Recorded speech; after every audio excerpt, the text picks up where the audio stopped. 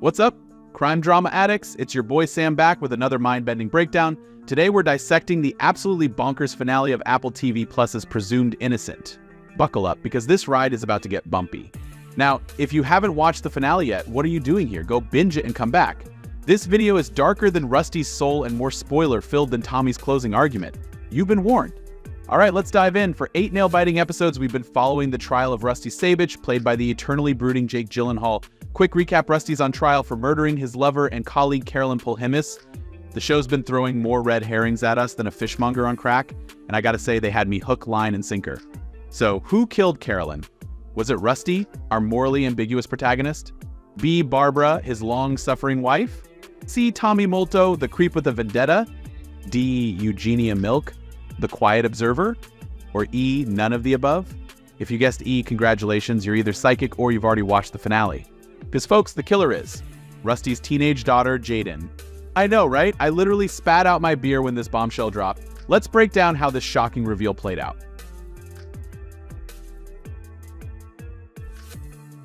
The episode kicks off with the cops turning Tommy's house upside down, looking for evidence after that fire poker showed up with a charming go fuck yourself note. Spoiler alert, they find Bupkis. Classic red herring move show. Well played. Then we get to the main event, the closing arguments, and boy oh boy did the writers bring their A game here. Tommy goes full pit bull, all snarling accusations and pointed fingers. But Rusty channels his inner Atticus Finch and delivers a speech so moving, so heartfelt, I half expected the jury to burst into applause. Let's appreciate Jake Gyllenhaal for a sec, shall we? The man can emote. I'm talking full-on Oscar-worthy performance. You can see the desperation, the fear, the faint glimmer of hope in his eyes. It's like watching a man drowning, but make it courtroom drama. And what do you know? It works. Rusty's found not guilty. Cue the confetti and champagne, right? Wrong. Just when you think it's all wrapped up neater than a Christmas present, we get the real kicker. Rusty confronts Barbara, accusing her of the murder. He goes full Sherlock Holmes, explaining how he pieced it all together. I was on the edge of my seat thinking, holy plot twist, Batman, they're actually going with the book ending. But wait, there's more. In walks Jaden, dropping a bombshell bigger than. Well, bigger than finding out your dad's on trial for murder.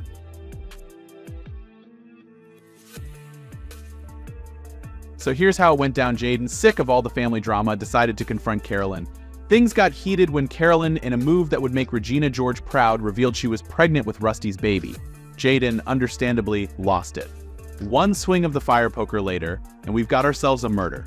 Now, let's talk about this reveal for a hot second. On one hand, it's a clever subversion of expectations. We've been led to suspect all these adults with complex motives, and it turns out to be the teenager acting on impulse. It's shocking, it's unexpected, and it's got more layers than an onion wrapped in a burrito.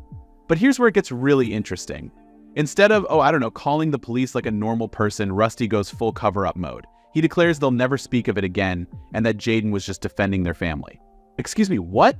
That's some gold medal mental gymnastics right there, Rusty. I mean, I've heard of Daddy's little girl, but this is taking it to a whole new level of dysfunctional.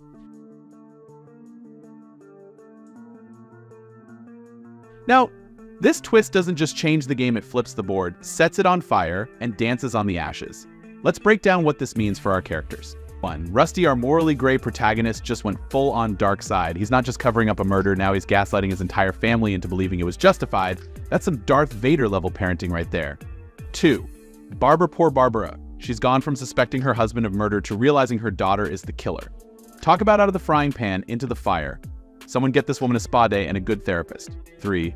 Jaden, well, our angsty teen turned out to be a killer. But here's a thought, is she really the villain here, or is she a victim of her parents' toxic relationship and her father's manipulation? Discuss. 4. Tommy, oh Tommy, you tried so hard. In the end, you were right about the Sabich family being rotten to the core, just not in the way you thought. Better luck next time, buddy.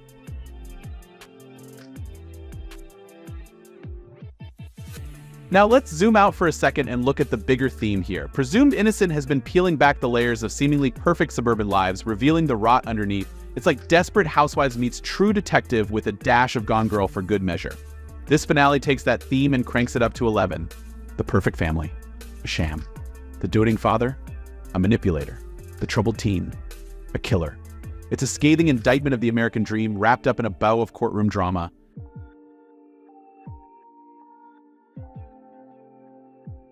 But for all the answers this finale gave us, it left a ton of questions. What about Dr. Rush and her mysterious pack of cigarettes?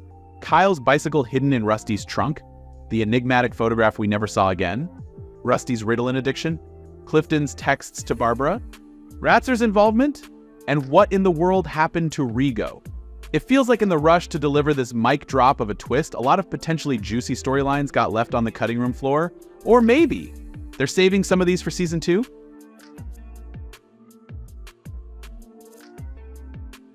Speaking of which, hold on to your gavels, folks, because Presumed Innocent has been renewed for a second season. But before you start theorizing about how the Sabich family is going to navigate this new nightmare, pump those brakes.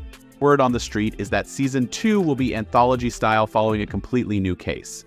Part of me is a little disappointed. I mean, there's so much more to explore with the Sabich family fallout, but another part of me is intrigued. New case, new twists, new opportunities for shocking reveals. Sign me up.